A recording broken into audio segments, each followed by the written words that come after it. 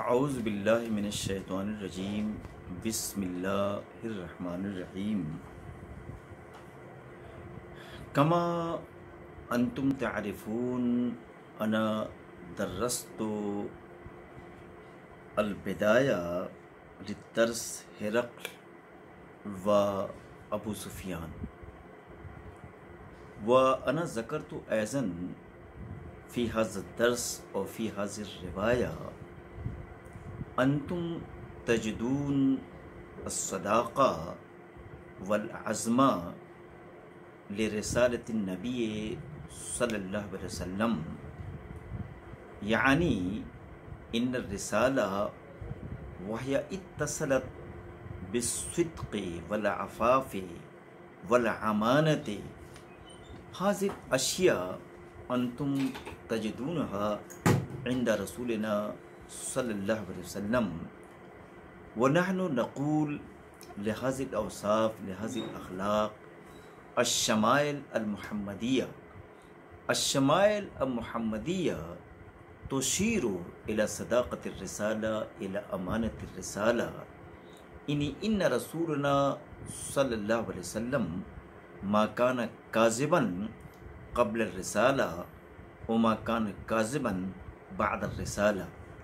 انتم تجدون فقط الصداقة في بداية حياته وإلى نهاية حياته أيضا وبعد هذه السطور اليوم أنا أدرس السطور الأخيرة لهذا الدرس وسألتك هل كان من آبائه من ملك فذكرت أن لا قلت فلو كان من آبائه من ملك قلت رجل يطلب ملك أبيه کہتے میں نے آپ سے پوچھا کہ کیا کوئی شخص ایسا گزرا ہے جو اس کے خاندان میں بادشاہ رہا ہو، تو آپ نے اس کا انکار کیا. تو کہتے ہیں کہ اس پر میں یہ کہنا چاہتا ہوں کہ اگر اللہ کے رسول صلی اللہ علیہ وسلم کی جو یہ تحریک ہے، اس تحریک کے پیچھے اس طریقے کی کوئی چیز نہیں ہے کہ وہ سلطنت پر، اقتدار پر یا بادشاہت پر حاوی ہونا چاہتے ہو. وسألتک هل كنتم تتهمونه بالكذب قبل ان يقول ما قال، اور پھر میں نے ایک سوال یہ بھی کیا تھا کہ انہوں نے جتنی باتیں اب تک کی ہیں، کیا ان باتوں میں کوئی ایسی بات بھی ہے کہ جس کا سلسلہ، جس کا ڈانڈا کس بیانی سے ملتا ہو؟ اس کا بھی آپ لوگوں نے انکار کیا تھا. فذکرت ان لا، فذکرت ان لا، تو تم نے یہ کہا کہ ایسا کچھ بھی نہیں ہے. تو فقط عارف انہو لم یکن لیذر الکذب علی الناس، تو یہ شخص ایسا نہیں ہے کہ وہ لوگوں پر اتہام لگائے یا لوگوں پر جھوٹ پہ بولے. ویکذب علی اللہ، اور اللہ تعالیٰ کے بارے میں بھی کسی طریقے کی کس بیانی سے کام لیتا ہو. وسألتک اشراف الناس اتبعوہ ام ضعفاؤہم، پھر میں نے ایک سوال یہ بھی کیا تھا کہ اس کے جو متبعین ہیں وہ کمزور لوگ ہیں معاشرے کے یا بڑے لوگ ہیں، سردار ہیں، قابل ذکر لوگ ہیں. فذکرت ان ضعفاءہم اتبعوہ، تو مجھے تم لوگوں نے یہ بتایا تھا کہ اس کے جو متبعین ہیں، فالوور ہیں، وہ ضعیف لوگ ہیں. وہم، اور یہی اللہ کے رسول صلی اللہ علیہ وسلم کے حامی و ناصر ہے. اور اس کے بعد میں نے یہ پوچھا تھا وسألتک ام یزیدون ام ینقصون فذکرت انہم یزیدون، تو کہتے ہیں کہ اور میں نے یہ بھی سوال کیا تھا کہ اس کے جو متبعین ہیں وہ گھٹتے ہیں یا بڑھتے ہیں. تو مجھے اس کا جواب یہ دیا گیا تھا کہ مستقلاً اس کے فالوور کی تعداد بڑھ رہی ہے۔ وہ کذالک امر الایمان حتی اتمہ، کہتے ہیں کہ ایمان کا، اسلام کا یہی حال ہے کہ وہ بڑھتے رہتے ہیں اور پڑھتے پڑھتے بالکل اپنی آخری حد کو پہنچ جاتے ہیں، یعنی اسلام کی، ایمان کی تکمیل ہو جاتی ہے۔ وسألتک ایرتد احد سخطۃ لدینہ بعد ان يدخل فیہ، اور پھر میں نے ایک سوال یہ بھی کیا تھا کہ اس کے جو فالورز ہیں، کیا ان میں سے داخل ہونے کے بعد، ایمان کو قبول کرنے کے بعد، کیا کوئی ایسا شخص بھی ہے کہ جو اس دین سے یا رسالت نبی سے ناراض ہو کر مرتد ہو گیا ہو؟ فذکرت ان لا، تو مجھے تم لوگوں نے یہی بتایا تھا کہ نہیں، ایسا کوئی شخص ہمیں نظر نہیں آتا ہے۔ وہ کذالک الایمان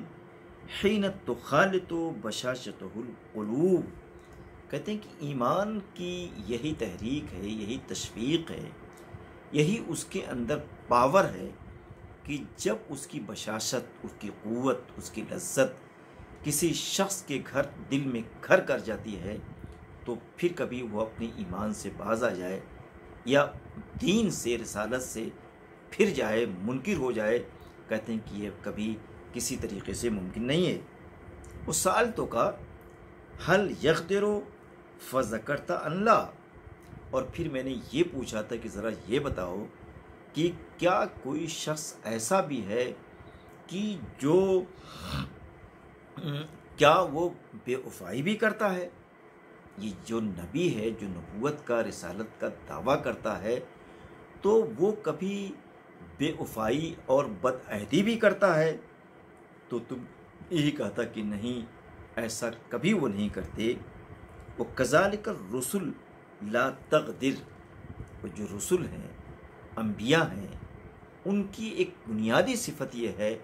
کہ وہ کبھی بے وفائی سے، غدر سے، بدعہدی سے کبھی کام نہیں لیتے ہیں۔ وسألتک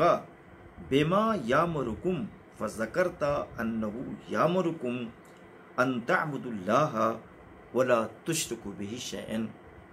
اور میں نے ایک بات یہ بھی پوچھی تھی کہ یہ بتاؤ وہ تمہیں کن چیزوں کا حکم دیتا ہے کہ یہ تمہاری ذمہ داری ہے، یہ تمہیں کرنا ہوگا، اس کے لوازمات کیا ہیں؟ تو کہتے ہیں کہ تم نے یہ بتایا تھا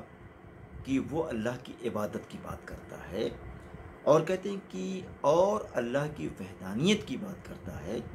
اور اللہ کے ساتھ شرک کو کسی طریقے سے پسند نہیں کرتا، یعنی وہ یہ کہتا ہے کہ اللہ کے علاوہ کوئی الہ نہیں ہے، اللہ کے علاوہ کوئی معبود نہیں ہے، اللہ کے علاوہ کوئی رب نہیں ہے۔ ان ساری چیزوں کی وہ ترسیل کرتا ہے، تبلیغ کرتا ہے۔ وَيَنْهَاكُمْ عَنْ عِبَادَةِ الْأَوْثَانِ، اور کہتے ہیں کہ وہ تم نے یہ بھی بتایا تھا کہ تم لوگوں کو وہ بتوں کی پرستش سے، عبادت سے، سجدہ ریزی سے وہ روکتا ہے۔ وَيَأْمُرُكُمْ بِالصَّلَاةِ وَالصِّدْقِ وَالْعَفَافِ، اور وہ تم لوگوں کو نماز پڑھنے کی، نماز کی ادائیگی کی تاکید کرتا ہے، سچائی کی تاکید کرتا ہے، اور پاکیزگی، ذہنی پاکیزگی، فکری پاکیزگی، جسمانی پاکیزگی، ان سب چیزوں کی بات کرتا ہے۔ تو جو صاحب ایمان ہوتا ہے، صاحب اسلام ہوتا ہے، اس کو جس اینگل سے، جس جہت سے دیکھا جائے،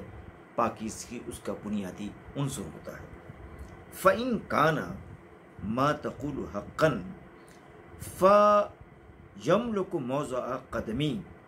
کہتے ہیں کہ یہ تمام چیزیں جو تم نے سچ بتائی ہیں، کہ تو مجھے اس تناظر میں یہ بات کہنا ہوگا کہ میرے پیروں کے، دونوں پیروں کے نیچے کی جو سرزمین ہے، جو خطہ ہے، جس خطے پہ میرا اقتدار ہے، ایک دن ایسا ہوگا کہ اسی کا، اس کے اوصاف، اس کی صفات، یہ بتاتی ہیں کہ ان ساری چیزوں پر وہ قابض ہو جائے گا. وقت كنت عالم انه خارج لم اكن اظن انه منكم. کہتے ہیں کہ وہ ایک وقت آئے گا کہ جس کو میں تم لوگوں میں سے سمجھتا ہوں، لیکن تم لوگوں سے الگ ہو کر ایک نئی دنیا، ایک نیا اقتدار، ایک نئی سلطنت اور ایک نئے ایمانی مظہر کا اس کے ہاتھوں سے قیام عمل میں آئے گا. فلو انی عالم انی اخلص الیہ لتجشمت لقاءہ ولو كنت عنده لغسلت عن قدمه. کہتے ہیں کہ اگر مجھے فلو انی عالم، کہتے ہیں کہ میں اچھے طریقے سے اپنے بارے میں جانتا ہوں کہ میں اس کے تئیں بالکل سے مخلص ہوں، اور کہتے ہیں کہ مجھے اگر یہ امید ہوئی اور مجھے یہ موقع ملا تو میں اس سے ملنے کی، اس سے لقاء کی ضرور کوشش کروں گا. اور کہتے ہیں کہ اگر میں اس کے پاس پہنچ گیا تو اس کا جو قدم ہے، اس کا جو پیر ہے، اس کو میں دھوؤں گا. یعنی ہرقل یہ کہنا چاہتا ہے کہ وہ ایک ایسی ذات ہے، ایک ایسا شخص ہے جو لائق تکریم ہے، لائق توقیر ہے. یعنی فی حاضر روایہ من البدایہ الی الاخیرہ حینما انتم تدرسون وتقرؤون هذه العبارات وهذه الروایہ فانتم تجدون ان ہرقل هو حلل شخصیت نبینا صلی اللہ علیہ وسلم وقدم الاوصاف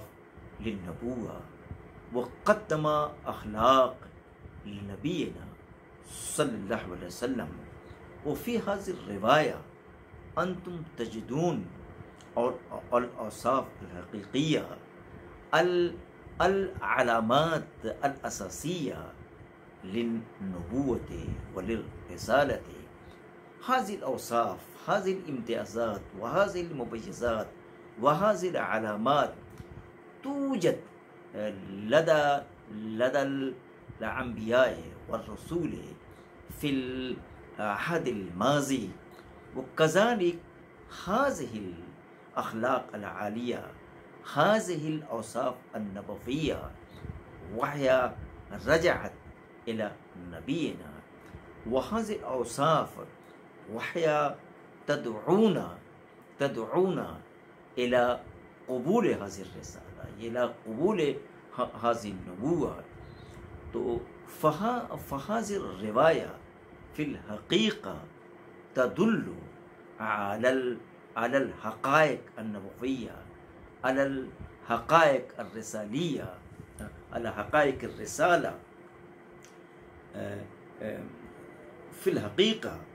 الحقيقة أنتم تجدون هذه الرواية دالة، هذه الرواية وهي إشارة إلى صداقة رسولنا صلى الله عليه وسلم. أنا ألتمس من جميع الطلبة والطالبات أن يقرأوا أن يدرسوا هذه الرواية بدقة النظر، وحينما وهي تنظرون بدقة النظر فهم يجدون الحقائق العديدة وهي تتعلق بالرسالة والنبوة. بعد هذه الكلمات أنا أريد السماح. شكرا جزيلا.